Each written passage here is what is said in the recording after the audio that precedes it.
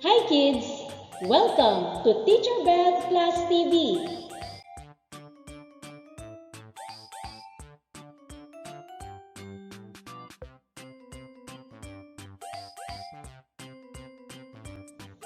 Ngayon ay tatalakayin natin ang araling mga bagay na magkatulad at magkaiba. Sa araling ito, ating matutukoy ang mga bagay na magkatulad at magkaiba o di magkatulad. Handa na ba kayo?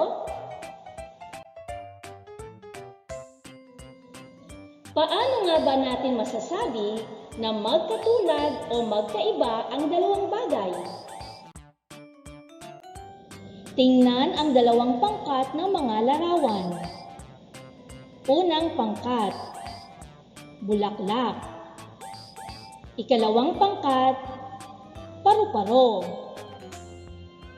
Aling pangkat ng mga larawan ang magkatulad at magkaiba? Tumpak. Ang unang pangkat ay magkatulad. Ang dalawang bulaklak ay magkatulad. Ang ikalawang pangkat naman ay magkaiba o di magkatulad. Ang dalawang paru-paro ay magkaiba. Ano ang ibig sabihin ng salitang magkatulad? Ano naman ang salitang magkaiba? Magkatulad. Ang magkatulad ay ang pagkakapareho ng dalawang bagay sa hugis, kulay, pagkakasulat, itsura o anyo. Halimbawa ng mga bagay na magkatulad. Dalawang bulaklak. Ang dalawang bulaklak ay magkatulad sa hugis, kulay at anyo.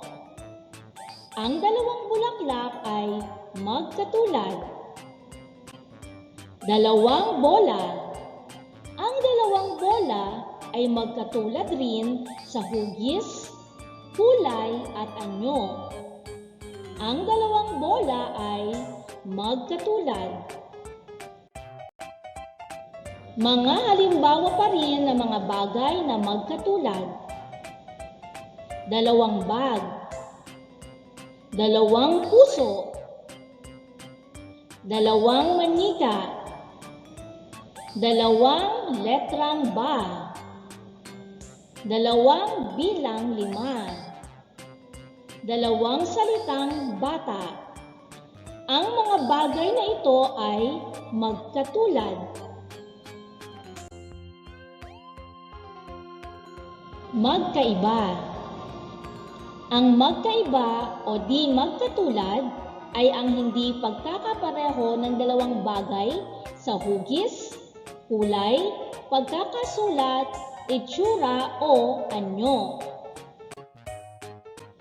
Halimbawa ng mga bagay na magkaiba o di magkatulad. Dalawang paru-paro. Ang dalawang paru-paro ay magkaiba sa hugis, kulay at anyo. Ang dalawang paru-paro ay magkaiba. Manika. Ang dalawang manika ay magkaiba sa hugis, kulay at anyo. Ang dalawang manika ay magkaiba. Narito pa ang mga halimbawa ng mga bagay na magkaiba o di magkatulad. Prutas, aso, lapis, bilang 3, letrang A, mga salitang ako, siya. Tingnan mabuti ang mga larawan. Hindi ba't sila'y magkaiba? Tandaan, ang magkatulad ay ang pagkakapareho ng dalawang bagay sa hugis, kulay, pagkakasulat, itsura o anyo. Halimbawa na lamang nitong dalawang bulaklak. Ang magkaiba o di magkatulad ay ang hindi pagkakapareho ng dalawang bagay sa hugis, kulay, pagkakasulat, itsura o anyo. Halimbawa ay ang dalawang paru-paro.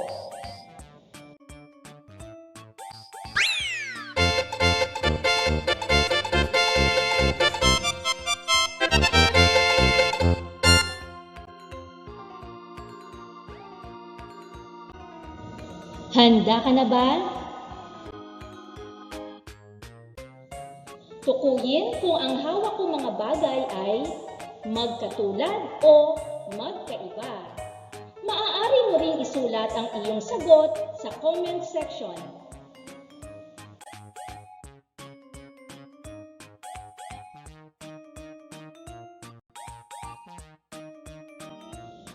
Ang dalawang mansanas ay magkatulad.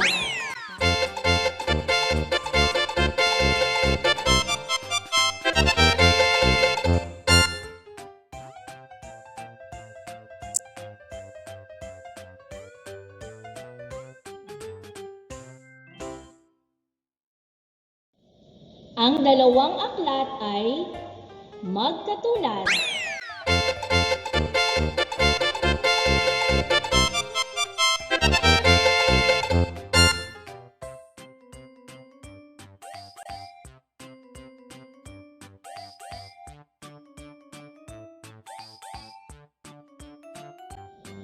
Ang dalawang tasa ay magkaiba.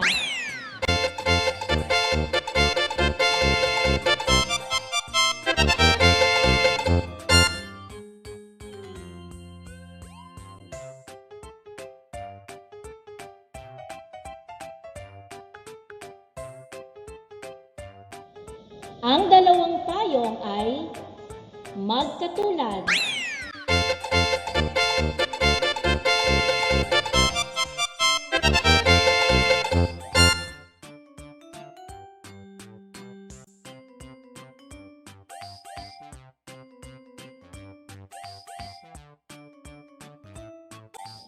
Ang dalawang letrang ma ay magkaiba.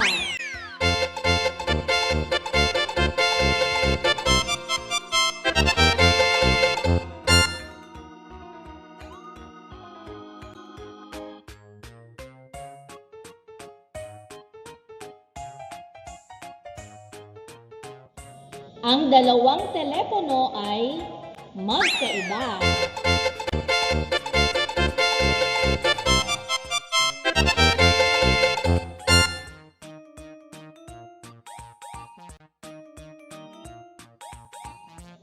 Ikahon ang bagay na katulad ng larawang nasa kaliwa. Maaari mo ring isulat ang iyong sagot sa comment section.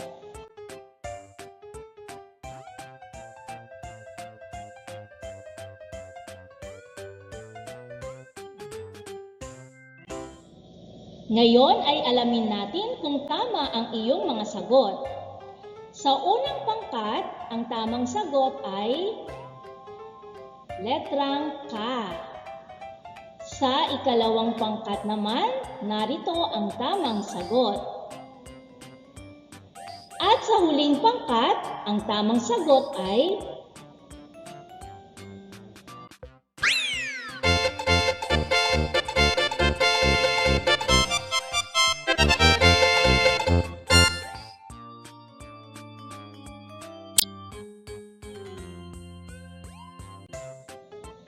lagyan ng X ang bagay na naiiba sa pangkat. Maaari mo ring isulat ang iyong sagot sa comment section.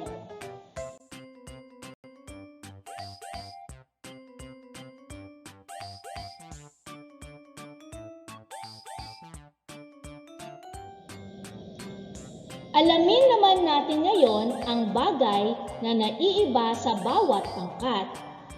Sa unang pangkat, ang bagay na naiiba ay sa ikalawang pangkat, ang salitang naiiba ay ang salitang ina, sapagkat ang tatlong salita ay ama. Sa ikatlong pangkat, ang naiiba ay at sa huling pangkat, ang naiibang bilang ay ang 25.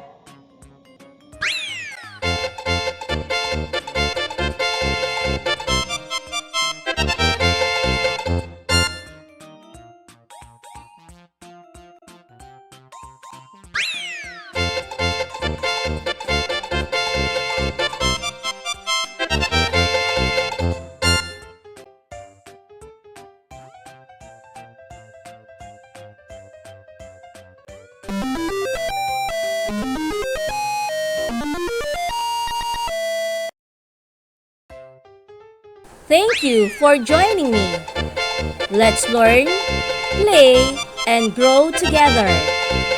Teacher Beth Class TV. Subscribe, like, and share. Thank you.